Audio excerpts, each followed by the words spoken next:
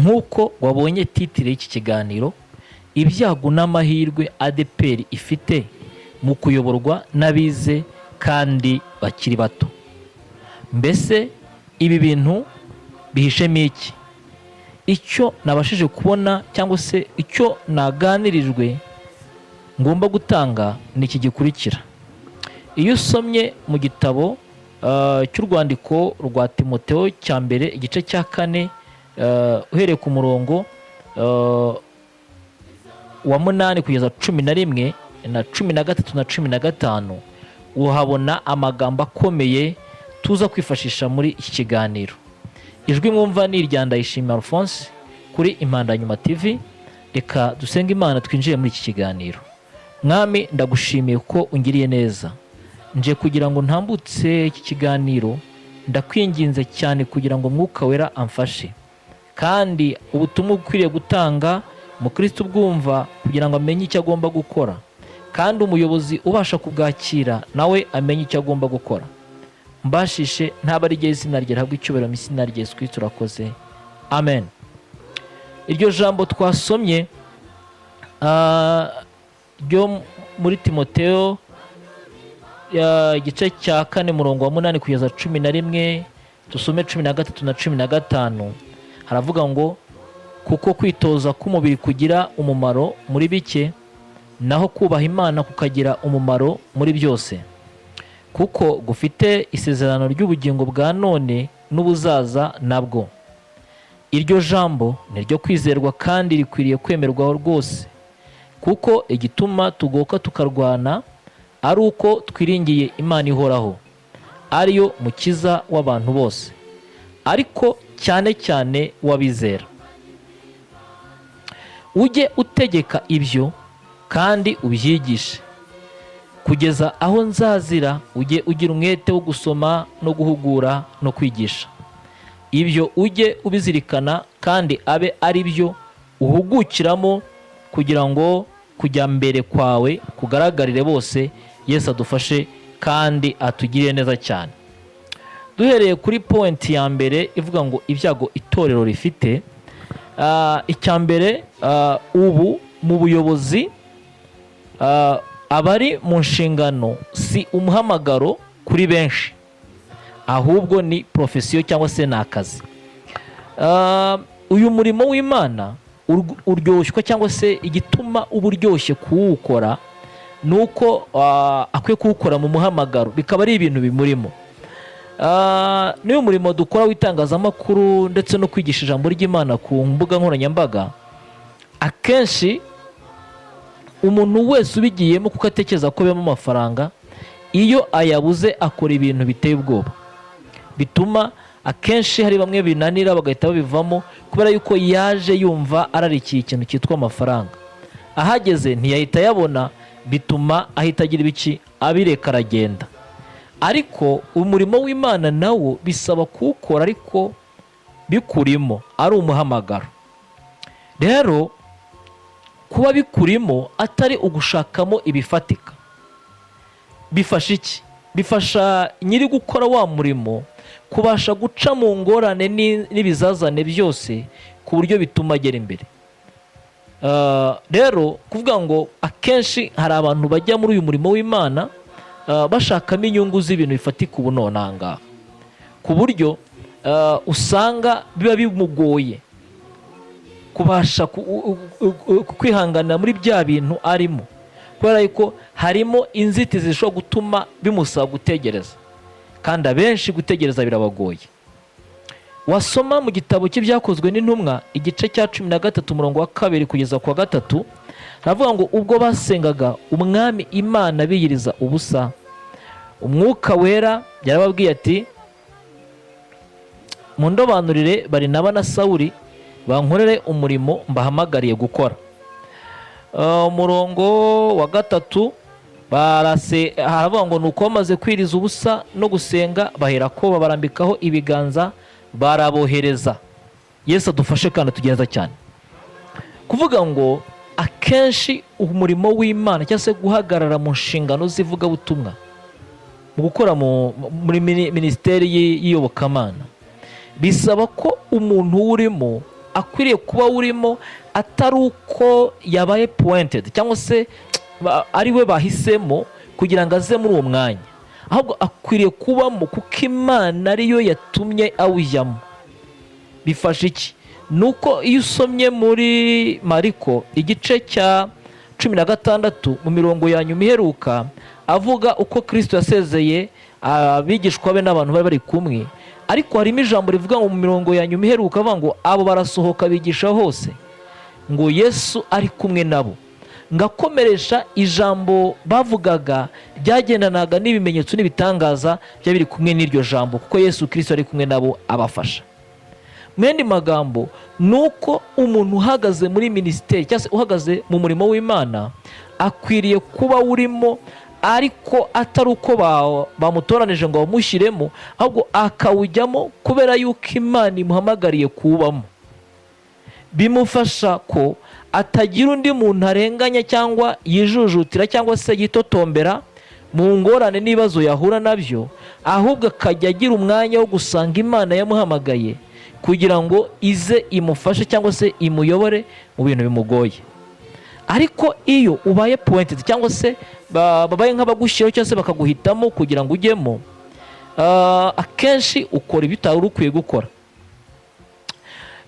Rero muri kino gihe hari abayobozi benshi muri iri torero, abenshi byabaye nomination cyangwa se kubatoranya, kuba nomine, nyine ho ati runaka ninde mubona twashyiraho, bakamutekereza gutyo bakamushyiraho. Ariko mu by'ukuri ushobora gusanga hariho n'uwagiyemo avuga ati koko ubwo amaparuwasi agabanutse n'amatora akaba agabanutse, kubera kose ashobora kuzabonekamo umushahara ugize ibiki uzamutse, akaba yakemera kuza muri izo nshingano kuko atagetinga kuvuga ngo azabona iki n'iki n'iki n'iki. Ariko mu by'ukuri ugasanga aje kuko nyine ari we babonye wujuje ibyari bikenewe, niwe ufite ayo mashuri, niwe wabashe kuboneka aho ngaho, nta kundi kuntu byagenda. Rero bakaba ari we bashyiraho kubera yuko ari we wujuje ibyo nyine bari bakeneye. Ariko mu by'ukuri atari uko nawe ubwe ahamanya neza ko yumva umwami Imana cyangwa se umwuka wera amuhamiriza kwicara muri uwo mwanya. Akenshi rero iyo wicaye muri uwo mwanya umeze utyo, biba bigoranye yuko uzabasha kuwutangamo umusaruro. Dukomeje, abenshi bari muri uyu murimo ari fiyeri, mbese bumva ari ibintu biryoshye kuba ahawe, kuba abonye agatuta azajya ategeka n'utundi tuntu n'ibindi nk'ibyo, kumva ari uzajya usinya n'ibindi, akaba aje gutyo akabona umwanya mu itorero akaba aje kuwukoreramo ameze gutyo. Ariko mu by'ukuri atari uko yumva hari inyungu z'umwuka ateganya cyane, ahubwo arimo kureba profitability y'umurimo abonye inyungu ibirimo cyane, izana inyungu z'ibifatika. Akenshi rero iyo utumbira inyungu z'ibifatika mu murimo w'ivugabutumwa, bijya bigorana ndetse bikanananirana. Yesu adufashe kandi atugire neza cyane. Aha rero mu Kristo unyumva kuri iki cyiciro cya mbere cyangwa se kuri iyi ngingo ya mbere cyangwa se ku kibazo cya mbere, usengere abayobozi bariho ubu ngubu. Icya kabiri, ikibazo kindi cya kabiri cyangwa se icyago cya kabiri gishobora gutungura iri torero, kubona abiyegurira uyu murimo.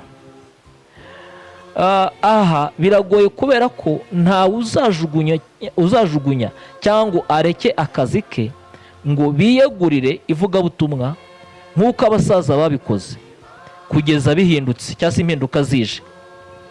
Dore ko barwanaga no kumenyekanisha ubutumwa bwiza, ariko ubu aha hararebwa ikigomba kuba cyavamo mu murimo barimo bakora.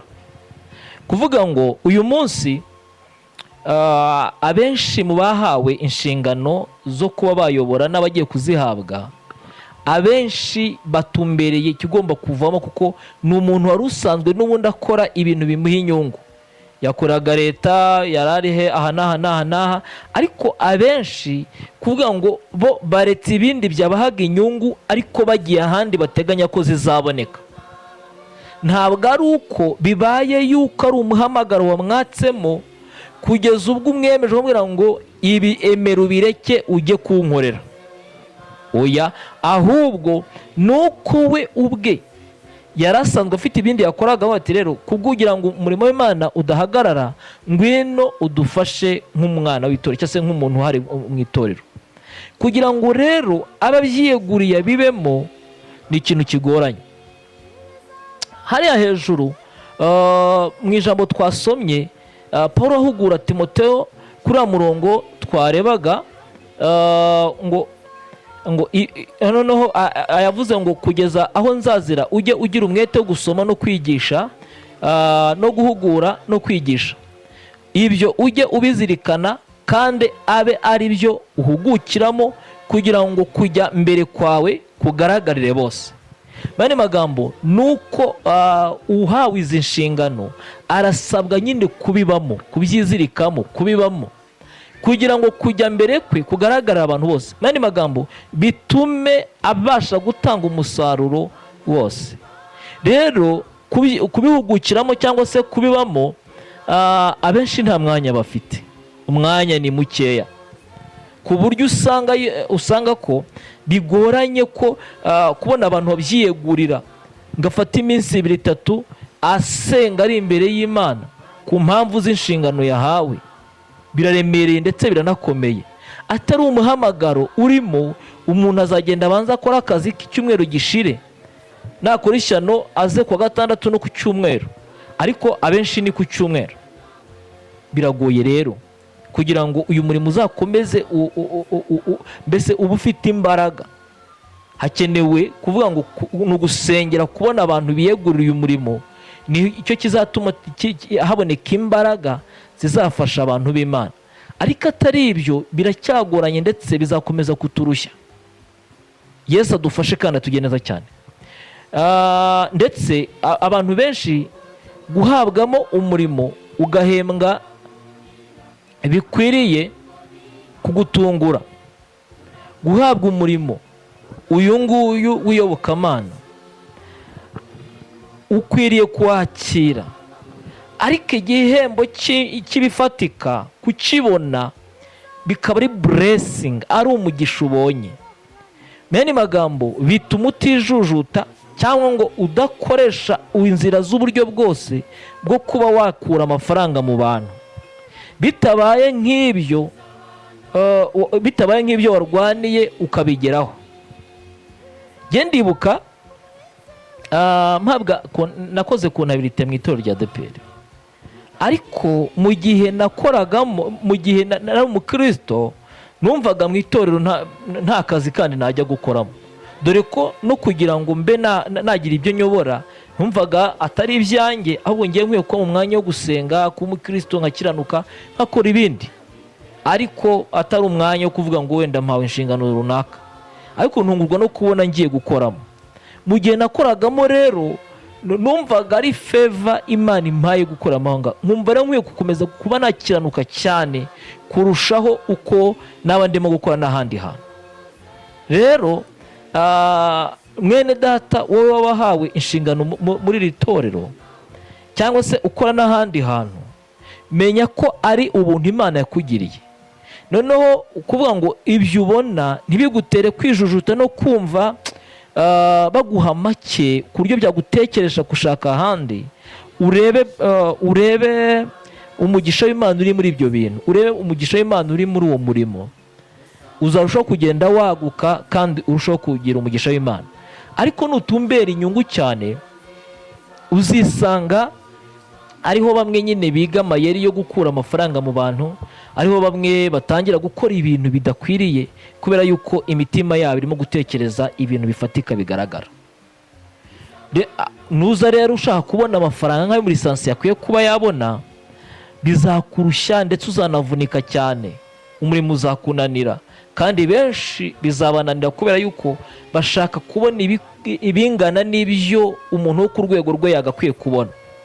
Ariko nanone nuramuka ukoreye Imana neza, uzisanga ko izagenda iguha umugisha, izaguha umugisha mu buryo bukomeye, kuri rwa rwego uzasanga ubuzima urimo n'ukuntu ubayeho bitangana n'ibyo umuntu ufite diguri nk'iyawe. ariko nushaka kubona nk'ibyo umuntu ufite diguri nk'iyawe mu rwego urimo rw'iyobokamana, ahubwo uzisanga uri munsi y'uwo muntu, kubera yuko nta mugisha uzaba ufite pe. Ariko ntekereza ko hakwiye gutumbirwa umugisha w'Imana. Icyo kintu ndumva icyo kintu cyumvikanye.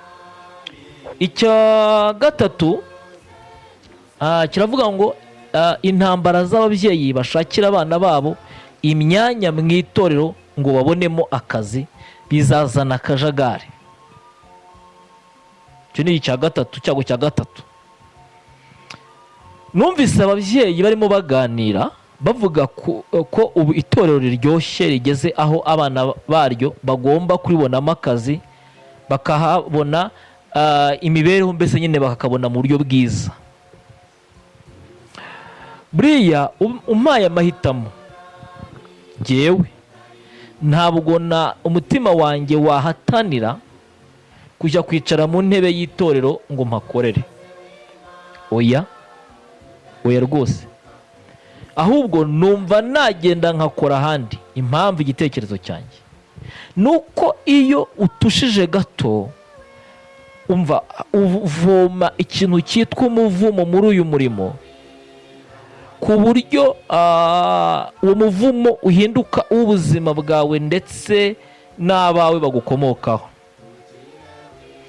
Ariko iyo ubaye mbese kuvuga ngo ukaza muri uyu murimo ukakora aha hantu muri iyi institution, atari uko ari ibintu wahataniye, warwaniye, wasunikaniye, oya, ngo ugende ubwire abantu, ukore campaign zo kugira ngo bakwemerere winjiremo n'ibindi nk'ibyo. Injiramo kuko Imana iguhaye umugisha kugira ngo winjiremo. Ariko we kugenda nk'umuntu uhatanira kugira ngo ujyemo, kuko hari ababyeyi barimo kuvuga bati sava. Ubwo urumva umubyeyi wigishije umwana akamujyana mu ishuri, akamwigisha kaminuza, kubona rero abonye umurimo cyangwa se ahamagariwe kugira ngo aze gukora muri iri torero, azatekereza ko agomba kubona ibihwanye n'iby'umwana warihiriwe ya mashuri. Undi azavuga ngo akwiye kubona ibihwanye n'ibyo umuntu uri ku rwego nk'urwo akwiye kubona. Noneho rero aha hantu ndibuka hari ubwo byagoranaga bitewe n'uko ubuzima bumeze, ku buryo hari ubwo wisangaga hari ubwo amafaranga yabuze. Mu bavugabutumwa bakoze uyu murimo, hariho n'abatangiye batazi neza yuko hari n'ayarimo, ahubwo bakora kugira ngo Imana ibahe umugisha, kandi Imana agiye ubaha. Abo bantu babihamye. Noneho hariho abakoraga, ariko igihe cyo kugira icyo bakabonye bagasanga nta kintu kirimo pe, nta kintu kirimo, ntacyo. Bagataha uko kwezi bakagenda batyo, bakihangana, kandi Imana ikabarenza ibyo bihe, ubuzima bugakomeza, umurimo w'Imana ugakomeza. Ariko abariho ubu ngubu, kuko bazafite amasezerano yanditse, umva nyine nuguhita bataba bati umushahara wanjye ntawo bampaye. Kizaba gikomeye rero iki gihe cyo abana bazaba baje mu itorero batazi abawutangije uko bihanganaga n'uko batangiye. Kizaba ari ikintu kibaremereye cyane, ku buryo nyine impinduka zindi zabonekamo bizaba ari ibintu bigoranye kugira ngo bibumvishe ndetse babashe kubyakira. Kuri iki kibazo cya kane cyangwa se iki cyago cya kane, nuko bisaba yuko umuntu wese uri muri uyu murimo umutima utatekereza igihembo mbere y'ikindi cyose, ahubwo yatumbira umurimo akwiye gukora, Imana ikawumuheramo umugisha. Icyakora uwuje aje gushakamo ifaranga uzayabona, ariko nta mugisha w'Imana uzaba ufite, ndetse rwose vuba cyane uzisanga uri hanze yabyo. Yesu adufashe kandi atugire neza cyane. Icya kane, gutumbira umusaruro ariko abakozi badashoboye kuwutanga. Ubwo ni ku buyobozi. Rwose bayobozi, umusaruro mutegereje kugira ngo mushyiraho akadomo ndetse mube munitonze cyane. Ibi bintu mubyumve neza, ahubwo mumenye ngo ingamba tuza gufata ni izihe. Yesu adufashe kandi atugire neza cyane. Umusaruro ahangaha ndawuvuga mu buryo bubiri. Hari umusaruro mu buryo bw'ubugingo, hakaba n'umusaruro mu bifatika, mu by'amaturo, mu bitangwa. Ibi bintu ni imfunguzo z'umurimo wose ukorerwa mu itorero. Ikintu cy'ibanze kiremereye cya mbere kibandwaho ndetse kiba cyitaweho cyane ni ugushaka ubugingo mbere na mbere bw'abajya kurimbuka, bareka kwanga mbese Satani atwaje igitugu kugira ngo bakizwe, baruhuke, bazabane na Kristo. Icyo nicyo gikorwa cy'ibanze kiba kigambiriwe imbere y'ikindi cyose. Kuvuga ngo umuntu wese ugiye mu ivugabutumwa akwiye kugenda iki kintu agitekereza, yuko ajyanwe no kugira ngo ashake ubugingo bw'abantu ngo barimo kurimbuka, barimo gutwaruzwa igitugu na Satani. Icyo kintu umuyobozi cyangwa se mu Kristo nawe nicyo uhamagariwe, ntabwo ari bireba abayobozi gusa. Icyo nicyo kintu gitumbiriwe cyane, ni nayo ngingo, ni nayo fondasiyo y'itorero. Kuvuga ngo umusaruro w'ubugingo nicyo kintu cy'ibanze gikwiriye kuba kirebwaho cyane. Ibyo bisaba yuko inama zikorwa ziba ari inama zivuga uko ubugingo bw'abantu bukwiye kubungwabungwa, uko abantu bakwiriye gufashwa kugira ngo ubugingo bwabo bube bukomeye, abantu bave mu mitego ya gishitani, abantu babashe kwambara imbaraga ngo babashe kwihanganira ibigeragezo n'intambara barimo gucamo. Icyo nicyo kintu, urwo ni urufunguruzo rwa mbere rw'ibanze rw'ivugabutumwa, ku buryo ugenda nyine wumva ugambiriye gushaka ubugingo bw'abantu barimo barimbuka bajya mu byaha bashaka kwicwa na Satani.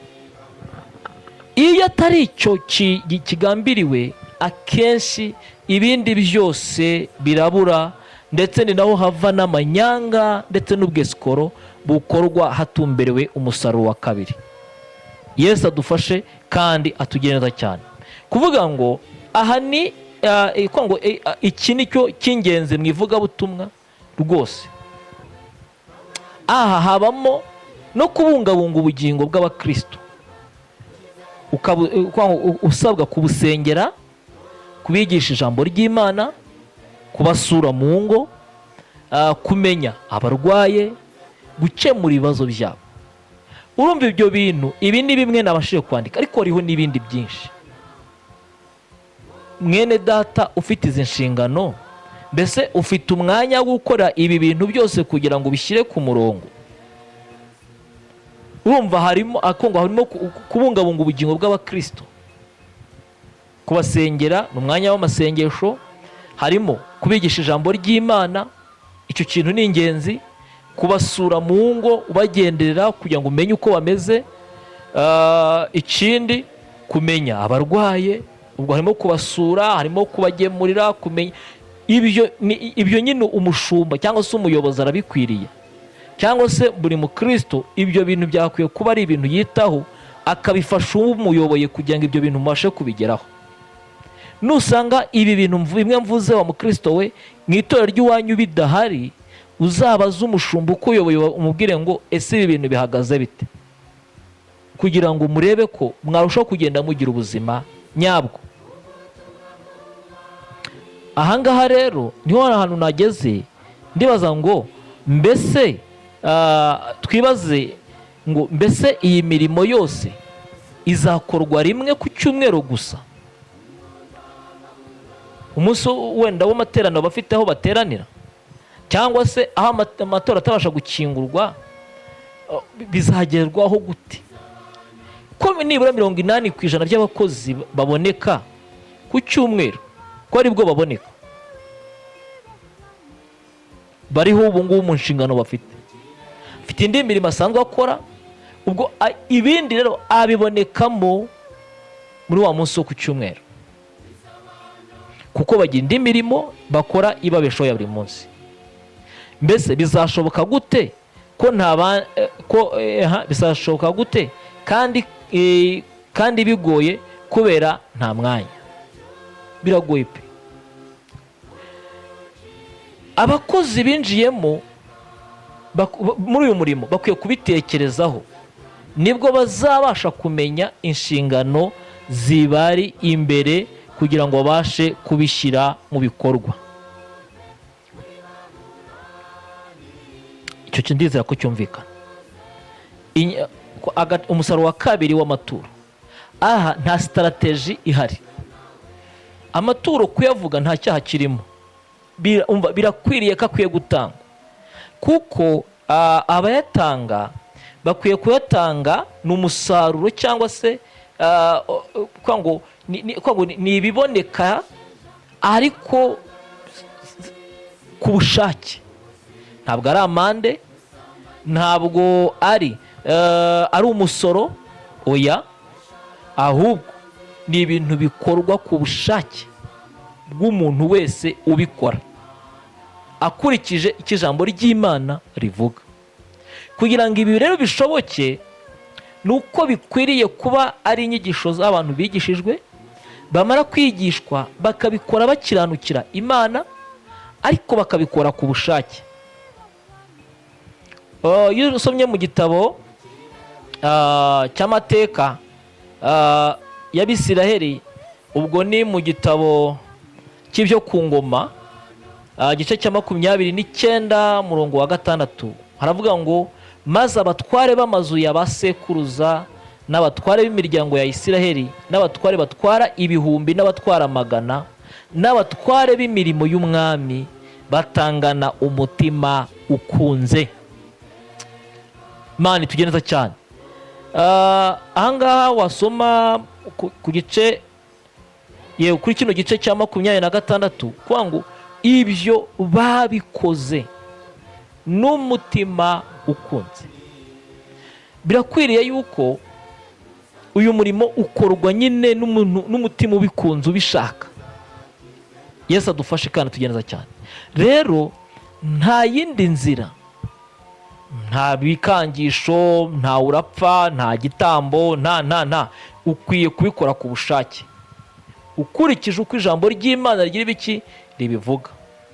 Rero niba koko warasomye ijambo ry'Imana icyo rivuga, ukwiye kumenya umurimo w'Imana ukwiye gukora kuri uyu murimo w'ibijyanye n'amaturo, kuko ni ngombwa ko bikorwa, kuko Satani yahagurukije ibitero byinshi bibuza ndetse bidindiza bikanakuraho uyu murimo, kugira ngo abayoboye amatorero umurimo bakwiye gukora ubagore, ubananire, bacike intege, barekereyo, cyangwa se bawukore baganya, bababaye, bibaguye nabi ku mpamvu z'uko badafite ubundi buryo bwo kubashyigikira. Imana idufashe kandi tugenza cyane. Uyu murimo ndimo mvuga wo gutanga amaturo na 1/10 ni ngombwa, urakenewe, ugomba gukorwa rwose.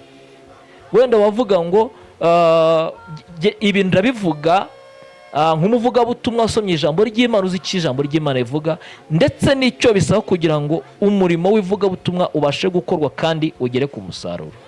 Kuko ntiwakora uyu murimo udafite ubundi bufasha bw'ibifatika, kandi iyo abantu batuye nibyo bifasha abavugabutumwa n'abayobozi b'amatorero kubasha kugira indi mirimo bakora. Niba ari inama batumiyemo bajyemo, niba ari ugusura umurwayi babashe kubikora, niba ari ibintu bagomba gutunganya ku itorero babashe kubikora, kuko hari ibyatanzwe n'abakristo. Umukristo utari muri uyu murongo ngo abyumve gutya, ni ukuri nkubwire ngo birakugoye, ndetse n'umuyobozi ukuyobora yaragowe, ararushya cyane. Yego, ariko ni ngombwa ko bikwiye gukorwa. Ntabwo ari ubwesikoro, sino gukora amafuti, biremewe nk'uko ijambo ry'Imana ribivuga ribisaba.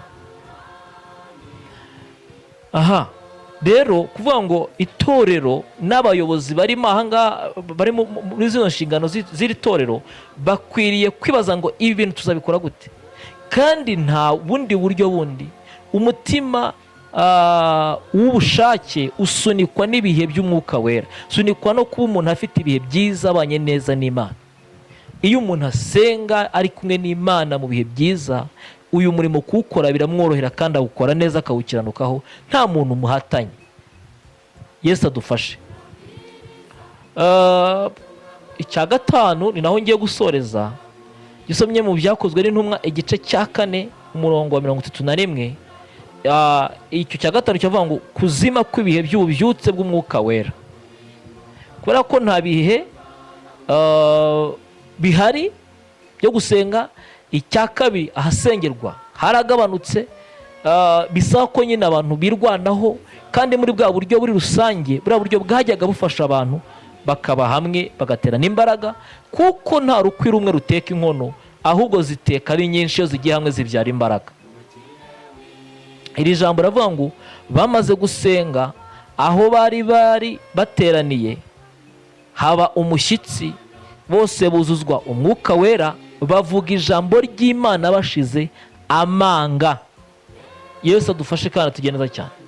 Aha hantu kuvuga ngo aba basengaga bari abigishwa ndetse n'intumwa za Yesu ziri kumwe hamwe, bari mu bihe bikomeye byo kubakangisha no kubabuza gukora umurimo, ariko ngo bajya hamwe, ngo barapfukama barasenga. Noneho ngo aho bari bateraniye ngo haba umushyitsi, ngo bose buzuzwa umwuka wera, ngo bavuga ijambo ry'Imana bashize amanga. Bisobanuye iki? Nuko ubu iki gihe turi mu bihe bikomeye bikeneye imbaraga z'umwuka wera, aho abantu bagwa umunsi ku wundi, ibyaha biriyongera, ubucya n'ubwira. Mbese mumbwire namwe uko mubibona muri ibi bihe turimo. Koko imbaraga z'umwuka wera ziracyakorera cyane muri iri torero? Ni buri hose warwaza umusazi ukamwihutana umujyanayo nk'uko byari bisanzwe? Namwe mumbabarire mumbwire uko mubibona. Ibihe bizanwa no gusenga kuzuye kwihana no kwera, none uyu munsi koko aho insengero nyinshi zarafunzwe,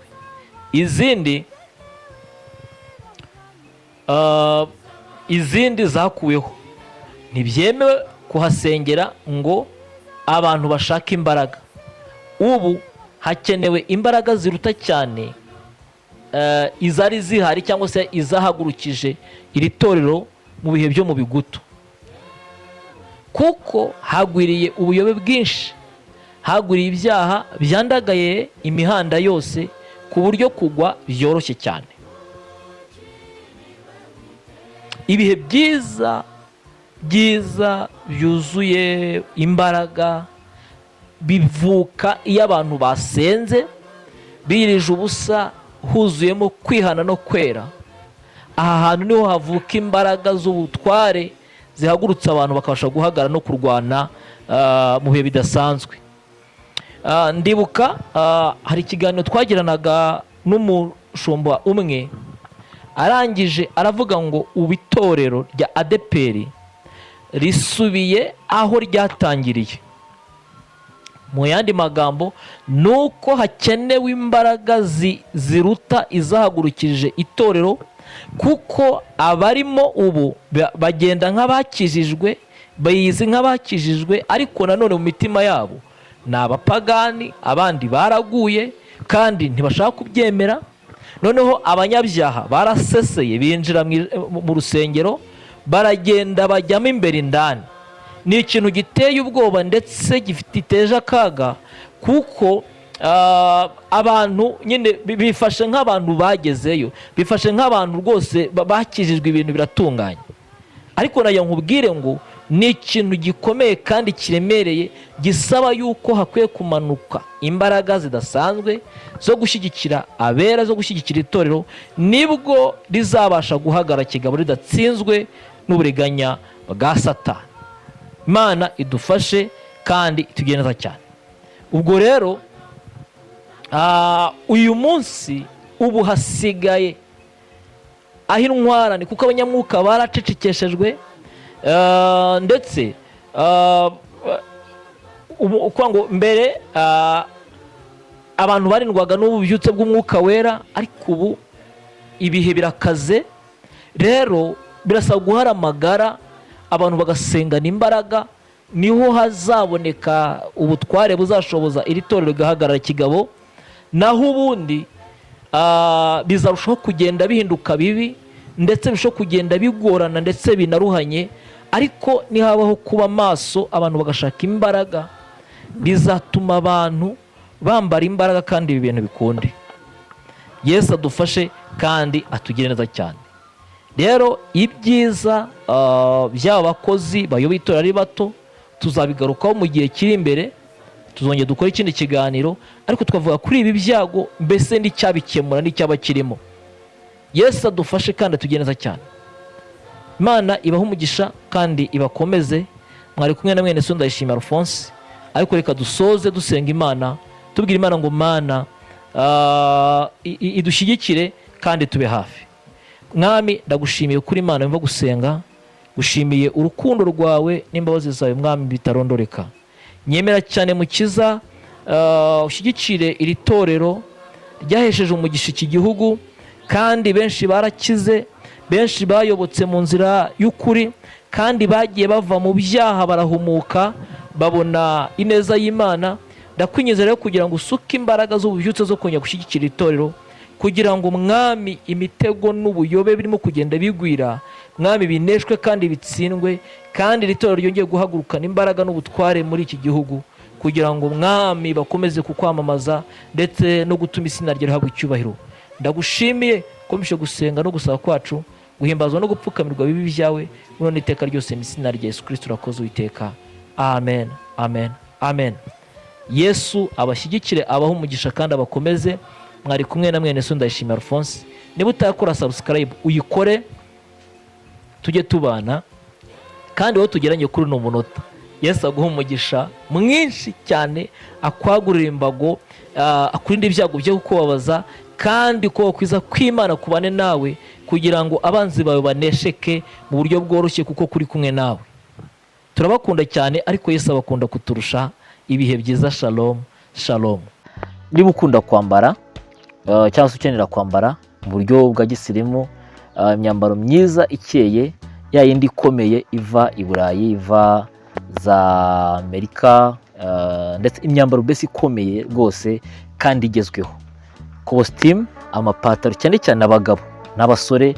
Ushobora kuba wumva ukeneye umwenda mwiza wo kwambara, izi nimero murimo kubona zicaho: Ineza Shop kwa Murokore, Igisenyi, i Rubavu, iruhande rwa Banki Populaire ahazwi nko ku Gisaha, niho ubona hari ibyo bintu byiza cyane, kandi aranaranguza, arakuranguza ukagenda ugacuruza ukunguka, ukabona umugisha w'Imana, ugatunga umuryango, tugakomeza guteza imbere igihugu. Ko abafite ibintu biva mu France, UK, biva muri Turukiya, biva mu Butaliyane, mbese ko ngo ya masoko avaho ibintu byiza cyane, inkweto nziza za gisirimu, ndahabakundishije.